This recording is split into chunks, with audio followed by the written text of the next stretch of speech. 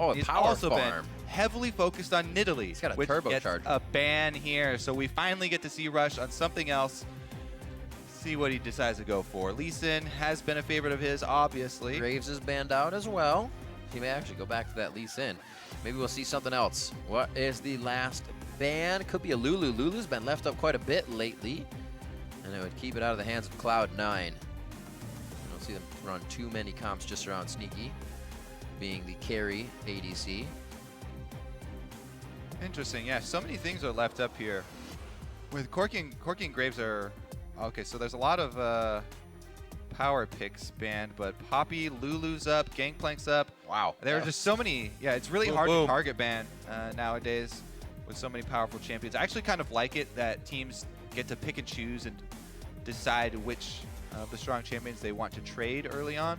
Looks like it will be that Poppy for Gangplank trade. Moon seems quite happy there. You saw on your screen to get the Rek'Sai. Yeah, because even if you pick Lee Sin into Rek'Sai, Moon's very happy to try and outfarm that. With Rek'Sai having her ultimate getting back out on the map really quickly, Rek'Sai create that gap, have a very easy easy matchup also. Can knock up and try and interrupt Lee Sin.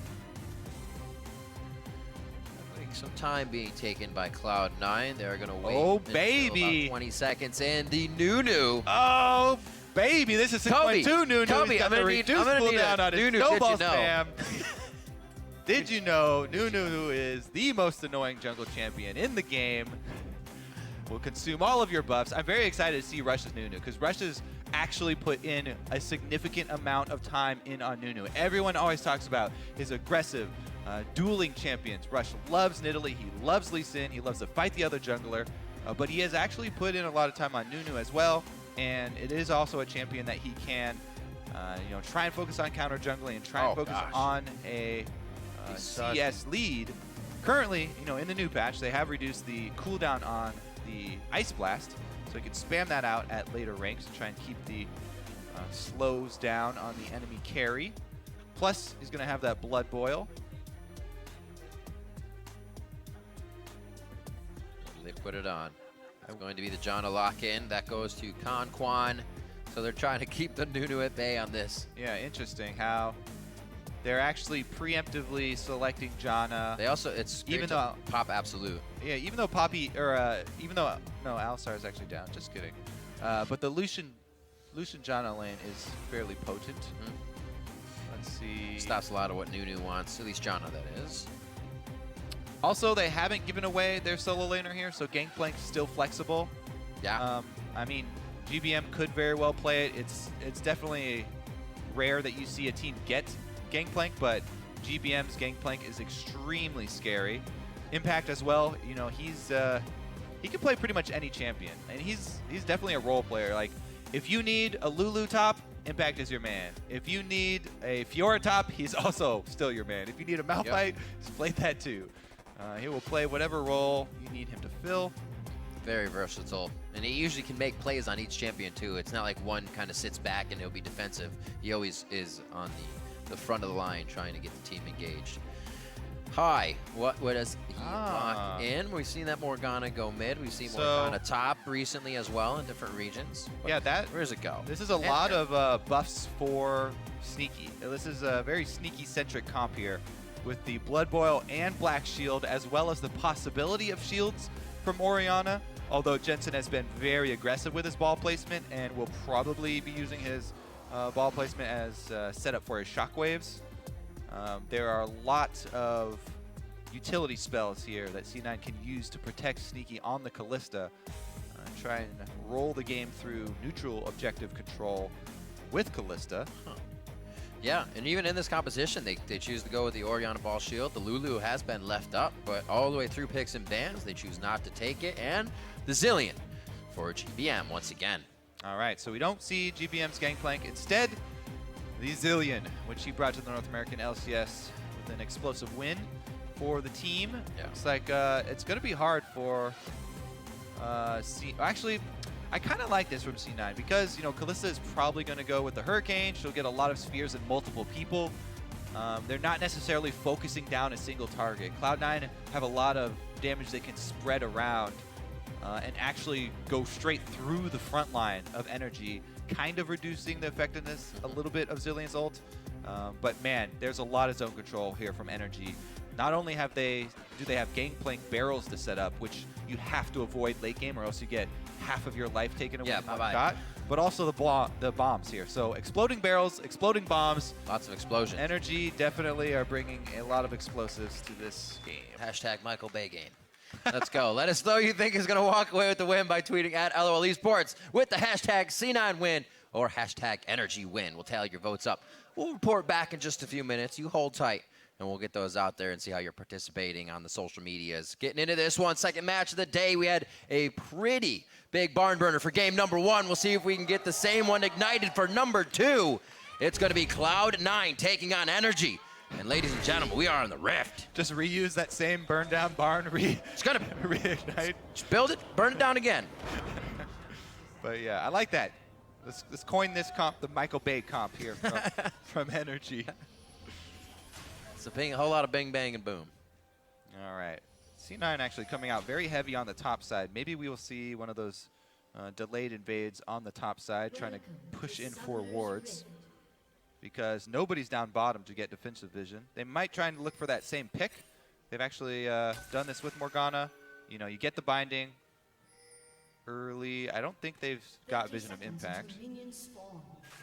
Everybody's still hiding in fog.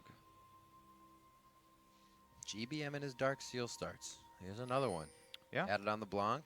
Oh, he interesting. He didn't do anything with it yesterday, though. Yeah, the thing is, well, it's fairly efficient, you know, just Right. by itself. And then you can stack up, and it becomes even more so. But one of the buffs was aimed at allowing you to start refillable and then upgrade a corrupting potion with the cost reduction of the Dark Seal. But GBM's just like, oh, great, cost reduction, I'll get another biscuit. Thank you very much. I like rings. So he picks one up. Just a Doran's versus Jensen in mid, who actually chooses to go as Ignite as well. Most of the time you see that be a defensive summoner spell. Oh, yeah, Jensen definitely. He's one looking of the most offensive-oriented Oriannas that we've seen. Very, very pushed up in these fights. We'll see if it stays true for another game. As we start off, we're going to get a lane swap. First game we had the matchup. This one will be slowed down a little bit, and we'll see who that plays in favor of. Remember, this now can give Rush a bit more time to tango in the jungle and start taking away Moon's resources. Have a bit of time before that happens. Yeah, let's see how heavily he actually goes for counter jungling on this Nunu. Early on, you can just power farm your own jungle, especially since there is a lane swap here. He's going to try and stay safe in his own jungle. He doesn't have Smite, but he does have Consume. Don't worry, he's Nunu. And he's able to take it away. Meanwhile, on the other side, Moon has actually cleared his camps faster since Impact is helping him.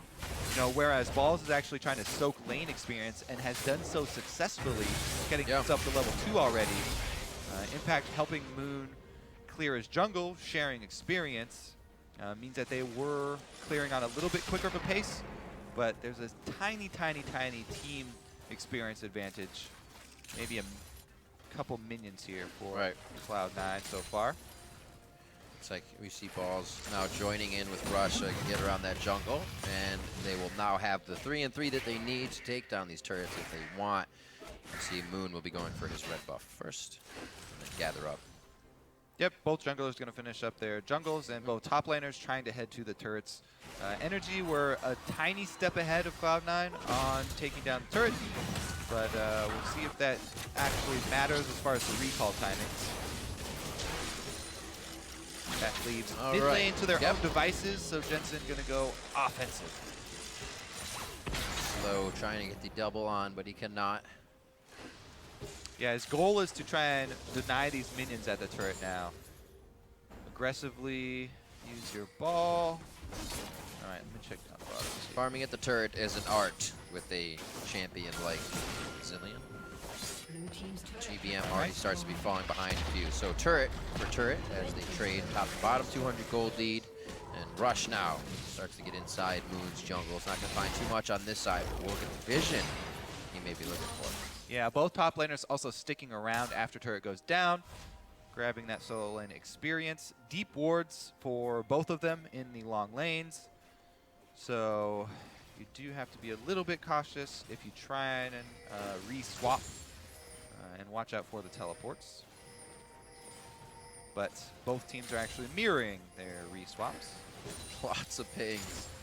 Saying Haunter, be careful, or rather Balls, be careful, you're pushed up quite far. Well, yeah, this is a very easy period for spectators to say, oh, it's not much is happening, it's fairly boring. But for the players, everything's blind. Yeah. And it's a very intense period in the game because you're trying to keep track of all the members that have just disappeared into Fog of War. The wards are very few, and trying to keep track of all 5 members of the enemy team does become fairly difficult and involves a lot of guesswork. Both top laners do get out. Yeah, and both top laners are at very similar positions. So the re-swap here looks like it should be a clean turret exchange once again. And both of these teams on a very, very even pace, pretty much mirroring exactly all the moves. The only change here is that Balls is actually sticking around. You can see, look at what Balls is doing right now. Because he's in the Fog of War. He's soaking up experience from these minions. Right. It's a greedy play, but he's standing still, and Moon doesn't see him. Oh, he moved! He moved! Got And it pinged it! He flinched! But this is one of the things that we saw, last year. Impact would do it sitting inside the rush brush of top lane. But just trying to scavenge experience anywhere you can in a lane swap is kind of like a mini game for top laners. It's a very risky mini game too, because often it will cost you your life if you're sticking around on the weak side of the map like that. But Balls, he's been scavenging, and he's been soaking up a little bit of experience here and there, trying to grab it. Well, the last time we saw him pushed out, he got just enough gold for those Swifties, which is kind of helping him go back and forth here and trade these without too much pressure. It does enable that experience scavenging sort of play style, because he can run into experience range and then try to get away from any collapses. Rushing for that move speed. Also, getting his hands dirty there, was able to tackle Moon in the Krug camp, although he wasn't able to deny anything. Rush has been hard farming as usual, and Nunu definitely enabling that. Jumped out to Tracker Snipe for him, so we'll see an increased warding stat from Rush this game. If you're going to be over there, why not have the vision to go along with it? Trackers as well for Moon, so he's trying to stop Rush from being in his jungle as they go for Dragon. And again, as I said in Champ Select, this is going to be neutral objective focus because they have Kalista and Nunu very, very easily able to secure neutral objectives. So they want to get their Dragon stacking started early, it looks like. And Rush is going to do just that.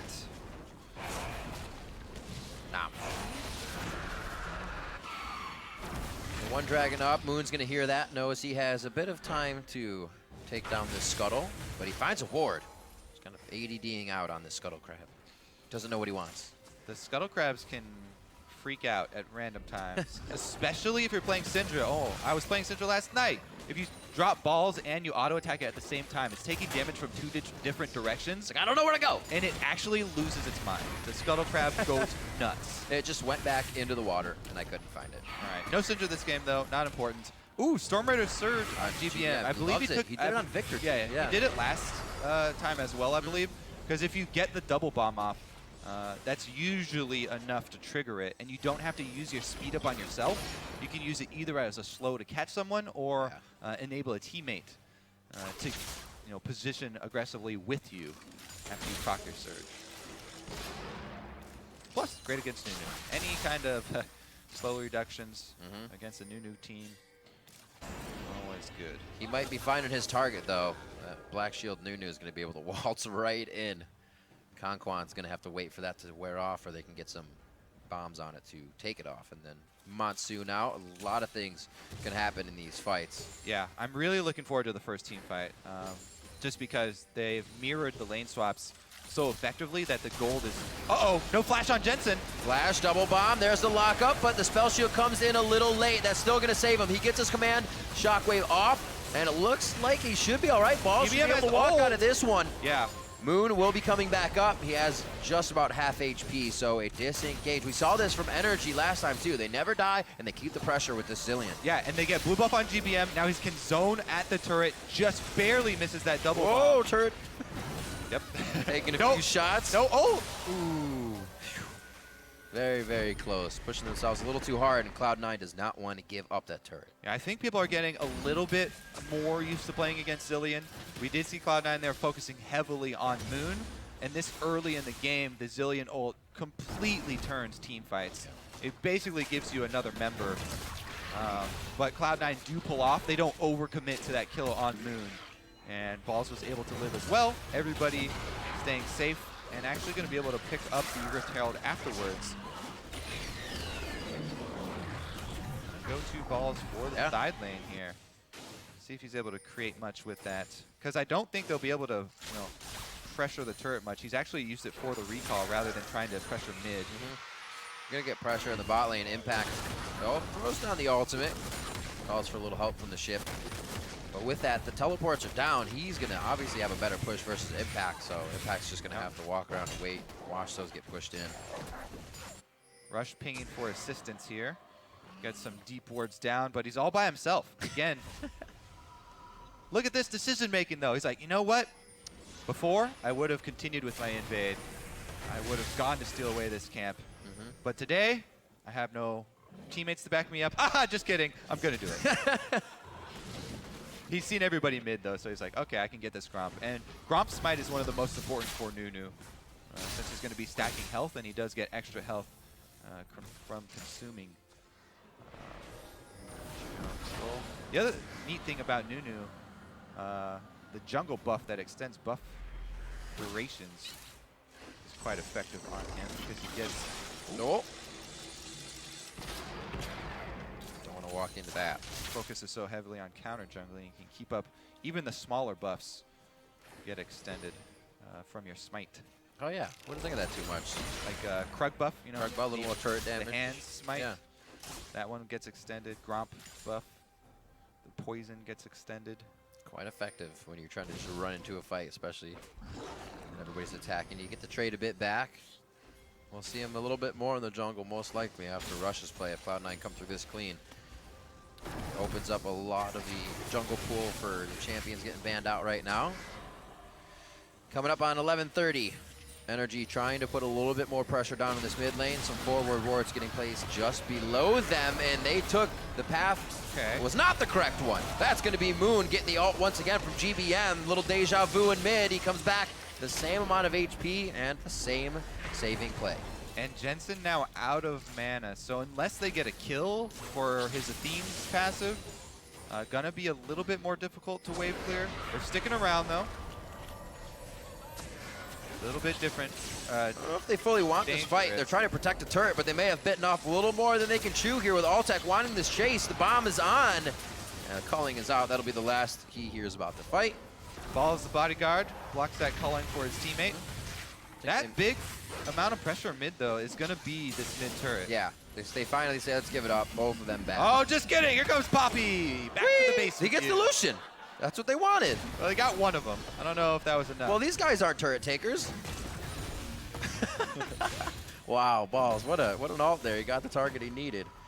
May have had a bit more damage. It's still pretty healthy, but NRG lose out on a bit of a move in mid. Bot lane was being pushed by Impact. He's still got a pretty good CS lead and is kind of ulting into the fights. We haven't seen what he can provide when getting to the fight. Yeah. So that's still something Cloud9 has to keep in mind. They also have to watch out for, the Trinity Force just completed now on Impact here for the Gangplank. So, as we were talking about, the bombs on the ground are not the only thing you have to watch out for. The barrel chains are now going to start having a bigger impact. Oh, God. I didn't even mean to do that. No. There's a lot. It just happened I did so it like often twice with his name. All right, just Dragon number 2. They're going to keep their Dragon chaining. Once again, still listed with Nunu. Obviously going to be focused on the neutral objectives. And this is a very quick pace. So, as few games as we see Dragon stacking now, this is definitely going to be one for Cloud9. I really do like how they're playing the champions they've selected, and they're sticking to the game plan. Everything going according to plan for them right now. Even though they are even in gold, they're up on what matters to them, the 2 dragons. Yeah. They've been able to technically get 2 kills. But NRG saving those with the Zillion ultimate. Well, technically, no kills. Which is true. In the end, the technicalities are too much. But they got 2 kills in their hearts. That's true. In spirit. They will stay there. Both on Moon, I think. He was saved by GBM both times. Jensen's been very hard on that mid lane through this lane swap early game. About a 40 CS lead he's looking at. As this wave gets killed out and he'll get another one, it should be around there. Yeah, and even though there are no kills in mid yet, it's been exciting. I was waiting for the play. The combination of the gangplank slow into the double bomb. But where did Cloud9 just come from? Out of the woodwork, and NRG was not expecting that. And there it is. They spread the damage. Over the wall, GBM. He goes bye-bye as well. Can't turn back time on this one. As you said, no, the Kalista can get multiple people down at the same time. That time, they actually used the Kalista ultimate, got the knock-up at the same time. Focus 2 down. GBM got a little bit too close there. Moon wasn't just the focus. 2 kills for Cloud9. First blood, plus they can just take Rift Herald and try and press in on another turret. That was a huge pickup for them. Yeah, Gangplank all flashes, ults down in mid. Another Rift Herald going over now. It does not look like this one will be 4 balls. We'll see if Rush takes it. Sneaky's going to pick this one up, and it will be Sneaky. Yeah, so first kill of the game comes up with 2. NRG pushing. Okay, so actually you're going to trade a turret for this. And NRG do a good job of not giving up the Rift Herald there for nothing. Get some gold back for themselves. But yeah, look at this. There's been so much action mid. Not a lot of deep vision for NRG though. They don't see anything on the other side of the map. So when the reinforcements come from Cloud9. Okay, so Shockwave on just GBM and the knockup got both. But yeah, just more members of Cloud9 there. It had nothing to do with Kalista getting a Hurricane because she doesn't have one yet. Nope. But almost. It's getting there. The collapse there from Cloud9, very quick. They came out of nowhere. And there was actually a pink ward in the Pixel Brush and River, which gave NRG full vision of that team. Yeah, I mean, look, if you toggle the vision right now, NRG have no warding really on Cloud9's side, only a tiny bit of defensive vision, but C9 have gotten pretty deep with their wards, especially on the red buff side of the jungle of NRG. That's where Balls has been able to wreak havoc on that top lane. Now it's going to be Impact having to respect that. Yeah. You know, as far as the next steps here for NRG as well, they are going to have to focus a little bit on that vision because they're really going to rely, now that they're a little bit behind, on a big AoE combo. The explosions from GBM and Impact can be a really big combo, you know, with the AoE stun into a very easily set up barrel explosion. That still can, you know, wreck Cloud9. However, Cloud9 have been very diligent keeping up these wards, and Rush with the early trackers has helped.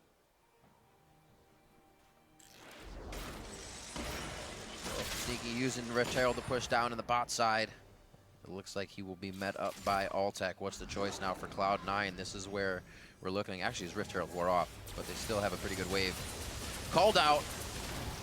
Easy peasy for Altec.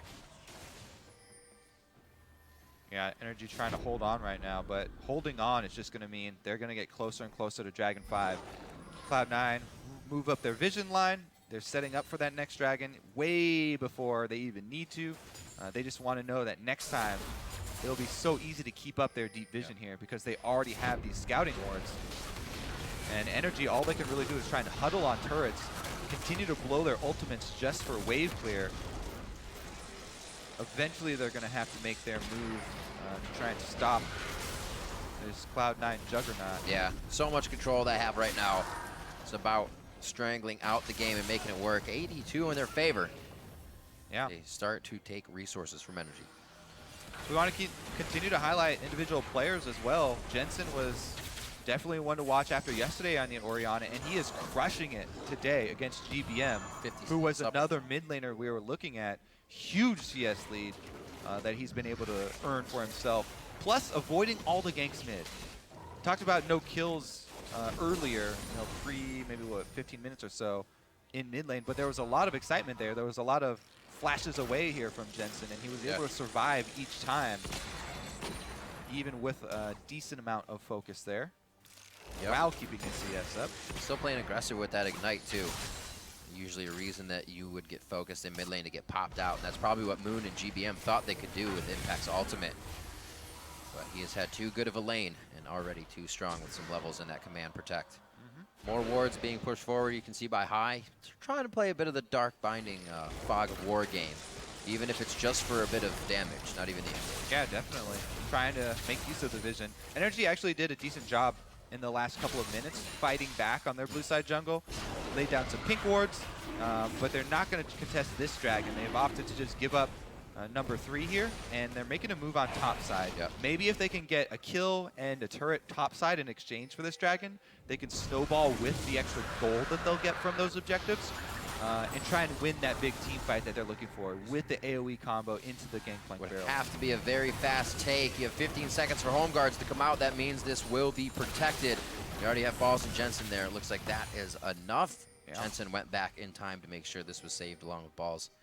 So that stops a lot of pressure from NRG. They took some time to go all the way up there. Yeah, I see where the call is coming from. You know, even though NRG kind of expended a decent amount of their warding resources on the blue buff side and then didn't really go for the contest there, they were opting to try and gamble and get some gold in their pockets with which to try and win a team fight. Didn't pay off though. Jensen's been quick to rotate. He's also got the early Luden's Echo, which helped out with his wave clear. And Cloud9 continue to hold solid here, stacking up the dragons.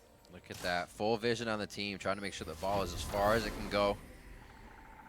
Just letting people know what the information is. He's also been playing much more aggressive. We say that his plays got better, but we just saw him. The one hit on the turret, that's all he could get there, but it's still making progress, and he knows for how far he can push his champion.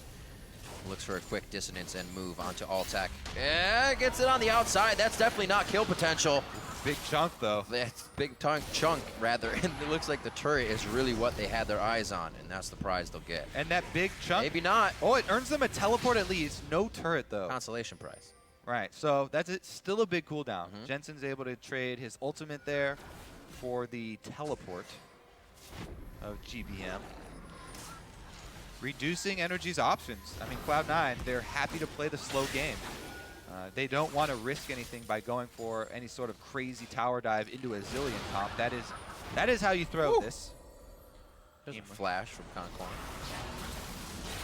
Without Conquan to disengage this turret, he's coming over right now. They're getting some good damage on it. Rush is going to try to be the front line here, and he successfully gets the team to hit through the Storm Shield. They finally crack open mid, which they've had down for quite a long time and still held off the forward wards, the invades from NRG. Yeah, Jensen's been chipping at it for a long time here. And that going down means that Cloud9 can really solidify their hold on the jungle camps of NRG and keep them bottled up even further on their own side of the map.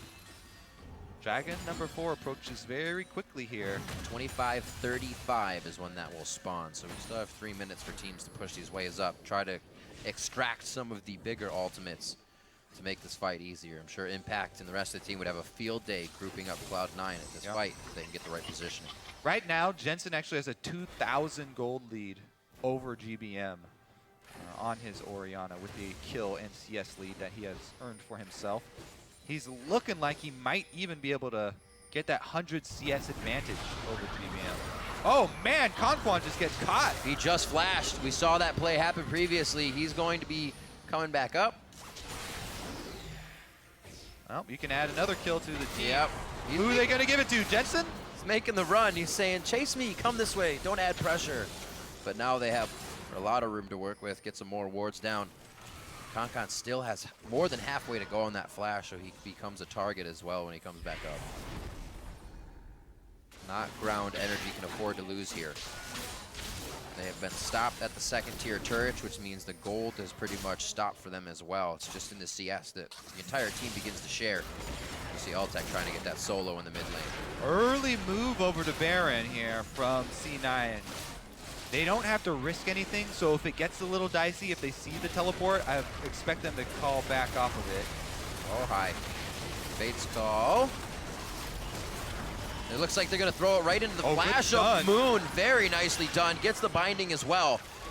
You see Balls fighting on the backside of this. They get GBM. Lock him into the wall. The ult's down from trying to save Conquan. And you just see how this starts to topple over the domino effect of not having the ultimates we talked about. A quick shot up into the air coming from Boss Poppy. They go for the fight. They go for the entire team, and Impact is forced to run for the fountain. Cloud9 almost gets the ace, and they start to head back to Baron. Cloud9 are looking sharp both games this week. Balls right there had some good plays. Yeah. High as well. All members stepping up. Up until this point, it was really about Jensen holding a huge gold lead, but everybody creating plays right there for Cloud9 as they chase down NRG. And right now it's up to Impact, and Moon's back going for the steal. This would be huge. Oh, it's going to be the rend out. Both smites. No, only one smite went through. That's going to be Moon going down for his efforts. Yeah. Would have been big, but it also wouldn't have been on Altec. So you want to check the champions the enemy team has before you go for that, because, all right, well, let's look at this team fight first. Good Kalista ultimate there. Moon actually got baited in, I guess, by the low health High and really overcommitted. Moon went super aggressive there. I don't think they were on the same page. Then here's the flash from High that got him, and Balls was able to capitalize. Look at really that. Good synergy, yeah. He did more damage than yesterday in the play. Well, he chased everybody down here. Balls just moving on, leaving Conquan for the rest of the team, and smashes Altec into the side. But yeah, I'm not quite sure. I think there was a breakdown of communication there with Moon. Maybe he thought Impact was teleporting in and they wanted to collapse on Cloud9 and keep him in the Baron, but that was a big overextension.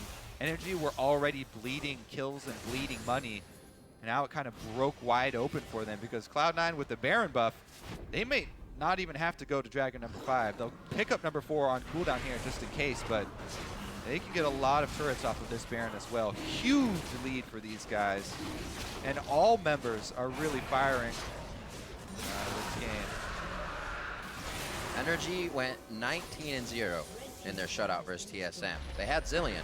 Now somehow it's a shutout against them, even though they can bring themselves back to life 8-0. Where are these shutouts coming from this year, Kobe? It is absolutely crazy. I mean, I really do like the strategy from Cloud9. We haven't seen many teams focus on, you know, something like a new Kalista comp with a lot of objective focus, but they have done it and they've played it well. Yeah. Yep, Jensen 4 CS away from that Flame Horizon versus GBM. They're also one dragon away of cracking the base here. Doesn't bring them all the way to the Nexus. That's going to be a hit onto Conquan, not somebody they want right away for his disengagement. Looks like they keep it safe and just keep applying damage everywhere they can. Turrets are in their eyes on the objectives. They're playing around the kills, not for the kills, and it's a very smart way to do it right now. Going to take this turret down very easily. They'll be left with super minions buffed up. Oh, here we go. It's a going for broke, Kobe. Moon's going to be the only one in. GBM is already so low. They initiated this fight, and he's already blinking red. He tries to get to the back line, and he does take down Rush. The hits are on to High. He files in with the team to make sure they have power in numbers. Balls is going to go for a solo play onto him. Cloud9 is so low here. They may be staying a little too long with the amount of health they have combined, but they're going to get what they want in the inhibitor. Balls was able to chase off GBM, and it looks like they're going to be able to get out safely as well. NRG get the moral victory there. They got a kill. They're on the scoreboard. There it is. They were able to take down Rush, the tankiest member, but that is going to be a drop in the bucket for this game. This had to be GBM too. He had to go in and make a huge roundabout play to get that kill.